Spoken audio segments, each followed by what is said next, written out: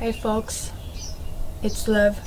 I wanted to have a little chat with y'all about a topic that's been on my mind a lot, and it's rejection. So at some point in our lives, we would have been rejected, whether it's by peers at school or employment or trying to find a job or relationships or friendships, whatever it is, right? We will all experience rejection at some point in our lives, because now I want to talk about rejection in terms of relationships and friendships. Not everyone's gonna like me, and I'm not gonna like everyone, and I've accepted that already, and it's made my life a lot better. Rejection is not necessarily a bad thing. In my case, it really depends on how I see it, right? So before, again, gender therapy has taught me a lot. Before gender therapy, I used to see rejection as being a very bad thing, and I believed it was like all me, like, okay, I'm not good enough, I have so many flaws,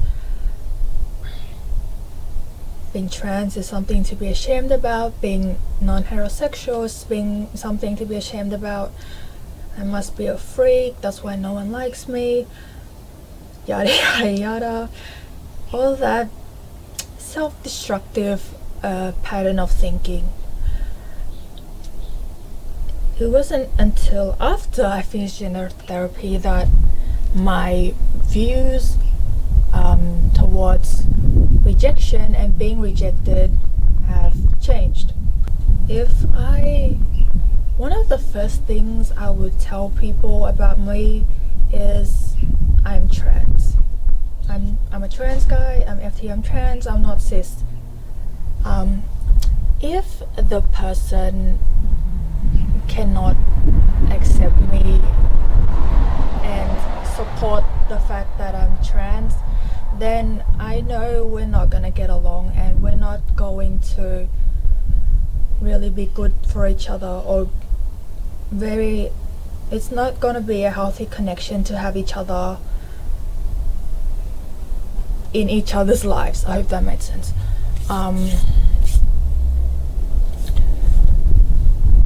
Because I don't want to censor myself, or I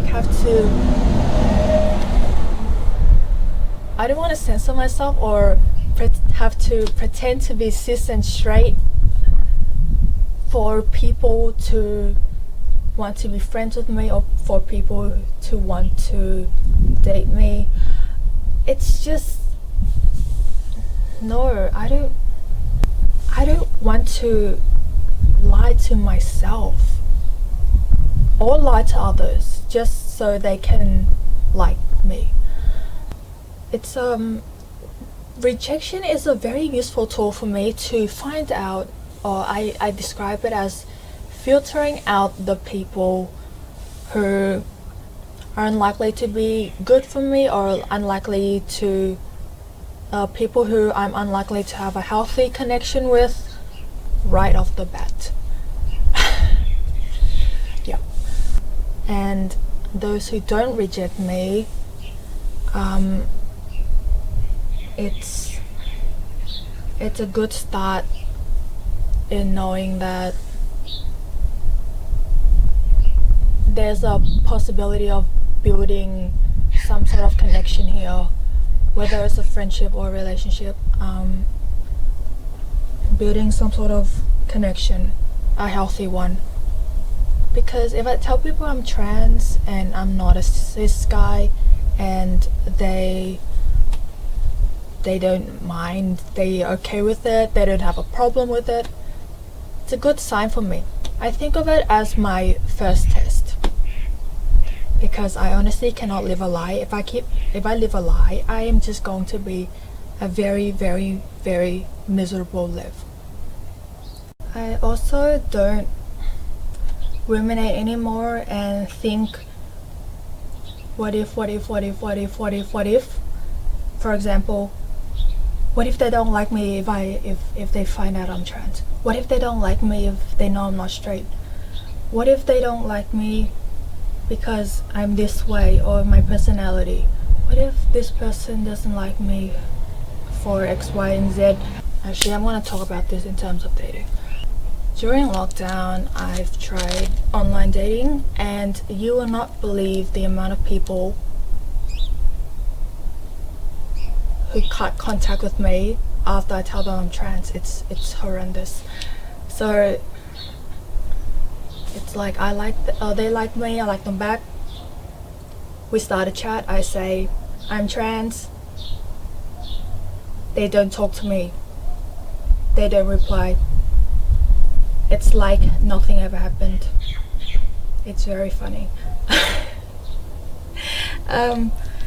People run. They literally run when I tell them I'm trans. Again, at first I thought of this as a very, oh no, no one's going to like me because I'm trans. But now that it's happened so many times, like, it's horrendous. It's happened repeatedly to the point where I don't care anymore. I'm like, okay, you don't like me, well, what can I do? Next. Thank you, next. Because I'm not gonna beg you to stay in my life or come into my life. This part applies to friendships too. If people don't want to walk through the door, right, I'm not gonna beg them to walk through the door. That's not gonna be a very healthy connection if you think about it. Like, if you have to beg someone to want to be your friend or want to have to date you, that's very problematic. I don't know if I said this, but my approach is just taking action. If people don't like me, it's fine. I don't sit there and think what if anymore. I just do it and deal with whatever happens. If it happens, whatever happens, if it happens, when it happens, I'll deal with the problem then.